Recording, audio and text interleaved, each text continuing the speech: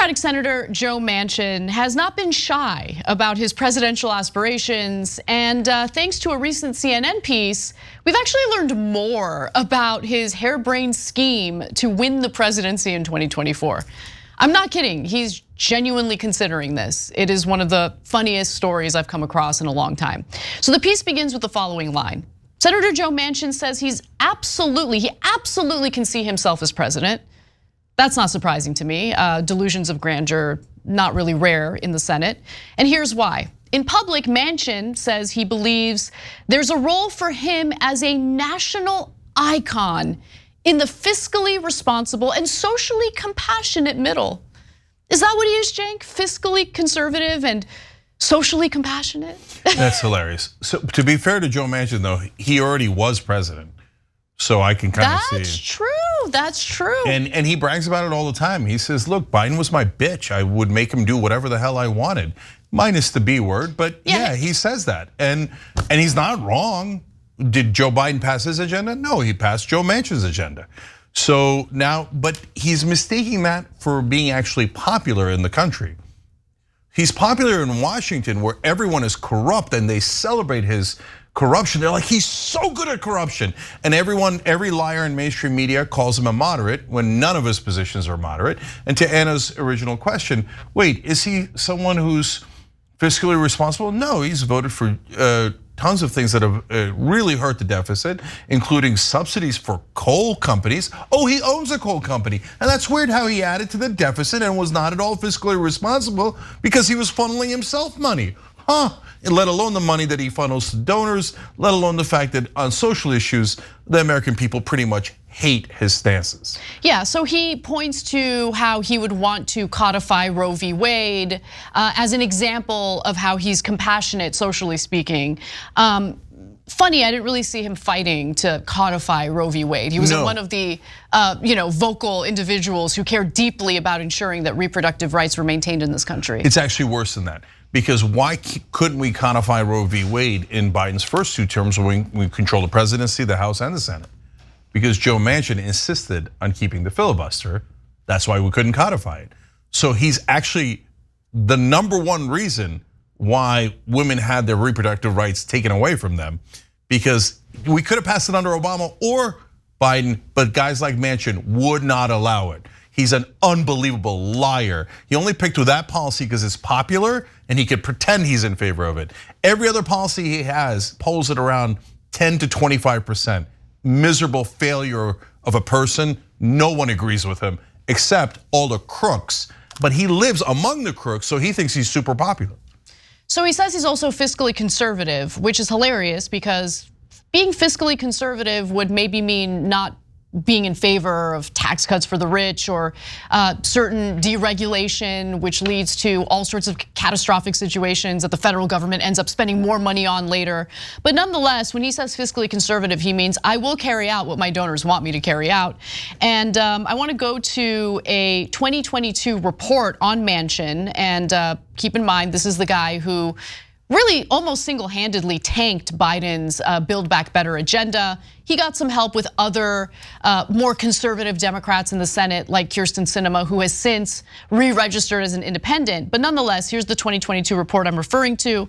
Senator Joe Manchin's re-election campaign raised nearly $300,000 from corporate political action committees and executives days after the conservative Democrats said he would oppose President Joe Biden's $1.75 trillion social and climate spending package, according to a CNBC analysis of FEC filings.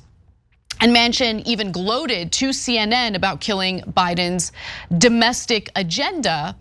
As Biden tries to assert the success of his presidency, Manchin says he shaped everything in the president's agenda. Manchin said the country would have been worse off if he hadn't raised the 50-50 Senate to force, or used the 50-50 Senate to force Biden to do things his way. I mean, is Biden proud of himself? Now, not only did he tank your alleged agenda, I don't know how much Biden really wanted to pass that agenda. He didn't really fight for it. But then on top of that, you have Joe Manchin basically taking credit for whatever Biden did accomplish during his presidency. Yep. Well, I mean, that's God, Biden's so embarrassing, just so embarrassing. Look, I'm going to prove to you Biden and Manchin are the same guy in a second. But first, I just want to point out a couple of things. The $300,000 that Manchin raised after killing Build Back Better was just in a couple of days. He raised millions overall, but just like a tiny little snapshot. Oh, that was like a thank you, like a bonus. Like, oh, you killed anything that would help the average American, but would come out of corporate profits. Good boy, Joey Manchin. And they gave him a $300,000 bribe. And that's how it works. Now, it's been legalized by the Supreme Court, but that does make him any less of a crook. So in terms of the social policies we were talking about, look, I can give you dozens of examples, but child tax credit in the 80s in approval. So he's in the position that's in the teens, like around, let's be generous and say 20%, because I don't remember the exact number. Is 20% a moderate position or a radical position? Is 80% a moderate position or a radical position? Normal people know the answer to these. National reporters can't figure it out. They say no, even though he's for the position that only 20% of Americans want on dozens of policies, he's the moderate. And the 80% of Americans who want those, radicals, extremist progressives. You want paid family leave, child tax credit, higher minimum wage, public option, lower drug prices, radicals. Oh, Joe Manchin, what a beautiful model. The reason I tell you that is because that's why Joe Manchin thinks that the country loves him. Because in Washington, all the reporters are busy giving him hand jobs. And so he's like, everywhere I go, I get a handy. So I assume America loves me, right? Great, then run. Run, please, I beg you to run. I gotta say, like, I'm sick of this whole, like, no labels. Oh, we're flirting with a run, an independent ticket. Okay, then do it. Then do it. I guarantee you. Do it and shut the F up. I guarantee you it gets a lower number than Marianne Williamson. I don't care. I don't care what the numbers end up being. He's not gonna win. And I'm sick of the flirting. I'm sick of the like, we're teasing you about it. Okay, then just do it. Just do it so the American people can take time to exercise their rights and vote against you because you're useless. This is the guy who makes $500,000 a year from a coal company within his own family and then proceeds to deregulate or push for deregulation of fossil fuels because he stands to benefit financially from it. You think Americans are like falling over themselves to support someone like Joe Manchin? Joe Manchin is a perfect example of the virus that infects our Congress. Perfect example. So please run, please run. At least there'll be some entertaining element to this election. So No Label's a corporate group. They have tons of money. So they asked them, so have you done a poll to see how moderate Joe Manchin would do? Because I mean, he's such a moderate, he's probably get 51% or something. Or 21%, something a big number, right? They're like, oh no, we just ran out, no polls. You know what that means? They did a poll and he came in at 3%. And they're embarrassed and they don't want to show you. Manchin is riding high. Okay, get a load of this. Manchin is riding high on interactions with people he meets on his travels. Like the ones he says stop him at airports. Or the Trump voter from Texas selling hot sauce in New Hampshire, who stopped him in the Manchester DoubleTree lobby to say thanks for the many times he felt like Manchin saved the country, though he couldn't quite remember the specifics of how or when. You wanna know why? Because that didn't happen. That story's made up. Like, come on. Yeah. Come on. Can you imagine random Americans coming up to Joe freaking Manchin at a DoubleTree lobby? First of all, you think Joe Manchin's staying at a DoubleTree? He stays on a yacht. He literally has a yacht that he lives in. He's going to a DoubleTree. Anyway. But this dunce, okay, this writer, whatever his name is. No, he's patient zero, Edward Isaac Doveray. There's no establishment. He's so bad. There's no corporate politician that Doveray hasn't already pleasured. 100%. And like if there's a progressive, he'll write the nastiest, most ridiculous article about them. Saying, oh yeah, I found one guy who says that he doesn't like the way his face looks and he's disgusted by him, right?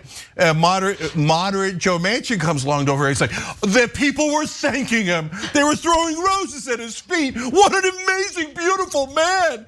They were wondering, can this man please lead us? Corporations don't have enough power in this country, they need more.